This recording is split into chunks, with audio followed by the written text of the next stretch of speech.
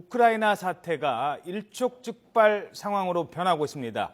무제한교환의 급습으로 결국 우크라이나 군인 한 명이 숨졌습니다. 이러면서 우크라이나 정부는 군인들에게 무기 사용을 해도 좋다라고 허용을 했습니다. 총 쏴도 된다는 거죠. 자, 이러다가 더 큰 유혈 충돌로 계속 이어지는 건 아닌지 걱정스럽습니다. 전문가와 잠시 짚어보도록 하겠습니다. 정재원 국민대학교 국제학부 교수 연결돼 있습니다. 안녕하십니까? 예, 안녕하십니까? 자, 결국 군인 사망자가 발생을 했습니다. 이 군인 한 명이 누구한테 총을 맞았는지는 아직 정확하게 밝혀지진 않았습니다만 결국 한 명이 숨지었고 이제 총을 쏴도 된다. 뭐 언제 어디서 총격전이 벌어질 수 없는 상황까지 이르렀는데요. 어떻게 보십니까? 점점 더 무력 충돌로 갈 수 있을까요?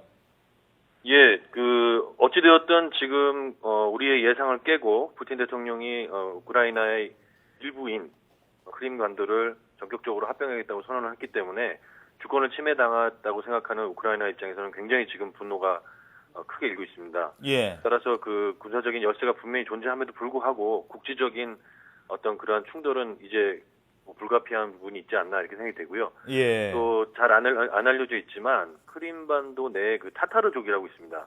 예. 그들 같은 경우는 아주 격렬한 그 저항을 아마 할 것으로 이렇게 예상을 하고 있는데, 예. 소수기 때문에 상당히 그 많은 피해가 또 있을 것으로 생각이 됩니다. 크림반도의 어느 종족이라고 하셨죠?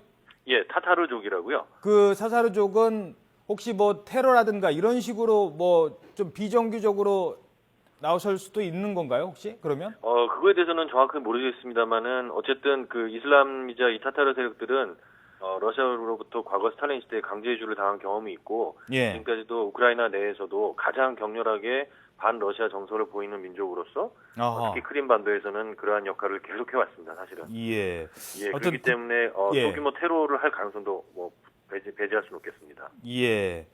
자, 그런데 이게 러시아도 지금 방금 전에 전해드린 것처럼 군 병력을 늘리고 있어요. 그러니까 우크라이나 정부의 통계인데 기존의 병력 한 10,000명이 있는데 여기에다가 22,000명이 지금 크림반도에 주둔을 하고 있다는 겁니다. 12,000명에서 22,000명.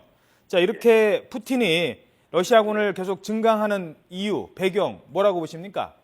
예, 이는 뭐 우리가 예측할 수 있듯이 이 독립을 넘어서 아예 합병을 선언했기 때문에 이는 굉장히 소련 붕괴 이후에 최초의 공화국들의 주권을 침해한 행위입니다. 따라서 우크라이나 입장에서도 그렇고 이 부분은 굉장히 그 향후에 군사적 충돌이 분명히 있을 걸로 예상이 되는데, 따라서 이에 대비하고 또 하나는 우크라이나에 비해서 압도적 우위에 있다라고 하는 자신들의 그 군사적 우위성을 보여주는 행위라고 좀 생각이 듭니다. 예. 그 러시아가 이렇게 되면 크림반도 전체를 무력으로 장악할 가능성도 있다고 보십니까? 그거는 앞으로 상황에 따라 달라질 수 있는데요. 지금 계속 내건 얘기가 크림반도에 있는 러시아인들의 어떤 재산과 인명을 보호하겠다라고 분명히 얘기를 했기 때문에 만약에 국지적인 그러한 충돌이 그것이 총격이든 어떠한 다른 살상행위든 그럴 경우는 당연히 그 명분을 내세워서 무력으로 장악할 수도 있다고 저는 판단하고 있습니다. 예. 자, 이 어느 시점을 가장 위험한 시점으로 볼 수 있을까요? 지금 이제 나토군이 있고요. 뭐 러시아군이 있고 미군도 있고 그런데 지금은 아직은 뭐 나토군이 들어가거나 뭐 그런 상황은 아니고요. 그냥 크림반도 내에 우크라이나 군의 피해, 근데 우크라이나는 핵을 포기하는 대가로 자기네들이 공격당하면 서방 국가가 도와주기로 돼 있거든요.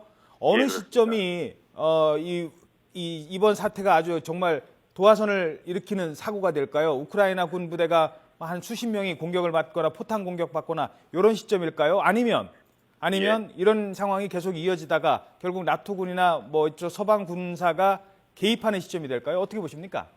예, 이 상대가 상대인 만큼 그렇게 쉽게 나토 군대가 혹은 여타의 서방 군대들이 개입하기는 조금 힘들 것 같습니다. 직접적인 어떤 충돌까지 이어지기 힘들 것 같고요. 일정 정도 어느 정도는 간접적으로 우크라이나를 지원하면서 계속적으로 상황을 추이를 볼 것 같습니다. 다만 본격적인 만약 그 군대 간의 큰 충돌이 있을 경우에 직접적인 폭격이나 이런 거는 아니더라도 분명히 어떤 형태로든지 미국과 서방이 적극적으로 개입을 해서 우크라이나의 군대를 좀 돕지 않을까 이렇게 생각이 좀 하고 있습니다. 자, 그래서 그럴까요? 지금 말씀하신 것처럼 뭐 러시아가 계속 이렇게 압박을 크림반도를 조금씩 장악을 해 가도 국지전까지는 생각할 수 있지만 이게 뭐 정말 뭐 나토군이나 러시아군이 뭐 전쟁까지 일으키는 뭐 이른바 뭐 3차 대전 뭐 생각 이런 정도는 아닐 거다라는 이유 때문인지 계속 푸틴이 거침없는 행보를 이어가고 있습니다. 이런 것도 예, 좀 그렇습니다. 배경에 넣을 수 있을까요? 왜 푸틴은 거침없는 행보를 이어갈까요? 예, 제가 생각할 때 이게 굉장히 중요한 여러 가지가 있는데요. 일단은 첫째는 서방의 제재가 단기적으로는 효과가 없다라고 일단 판단하는 게 가장 아하. 빅된 거라고 보고요. 예.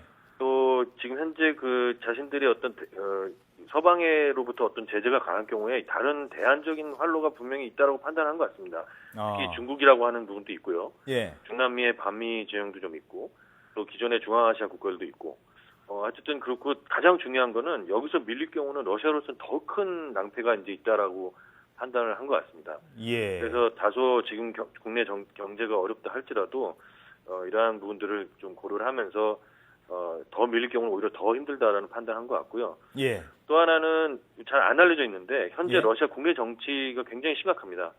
그래서 어떤 정치적인 불만, 또 하나는 경제가 상당히 악화되어 있는 상태인데 그래서 바로 그러한 거에 대한 국내의 어떤 불만을 대외로 돌리는 그런 효과도 좀 노리는 것 같고요. 예. 또 국지적인 충돌이 만약에 있게 되면 어떤 그 군사적인 부분에 대한 어떤 군사 산업을 조금 일으킬 수 있는 그런 부분도 좀 아마 고민을 한 것 같습니다. 따라서 전면전이 아닐 거라는 전제하에 모든 형태의 그 이익을 취하고자 하는 그런 종합적인 판단을 내는 것 같습니다. 예, 알겠습니다. 네, 지금까지 국민대학교 국제학부 정재원 교수였습니다. 교수님 오늘 말씀 고맙습니다.